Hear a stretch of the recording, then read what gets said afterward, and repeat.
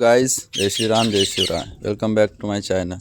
तो अभी अपने पिजन्स और पैरट्स को खोलने जा रहे हैं और आप देख सकते हो उस पेड़ पे पैरट्स बैठे हैं।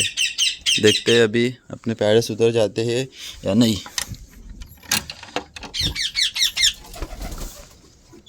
देखो गाइस, ये रहे अपने पैरट्स और ये रहे अपने पिजन। और गाइस, मैं आपको एक बात बताना चाहता हूँ, वहाँ पर अपने पैरट्स के लिए खाना रखते हैं और पैरट्स नहीं और ऊपर ये पिजन से खा लेते हैं उनका पूरा खाना। देख सकते हो गाइस, अभी बच्चे निकले, अभी ये बाहर आने लगे। तो गाइस कालूडॉन, अभी इनको बुलाएंगे। देख सकते हो गाइस, ये हमारा पैरट और ये केरा।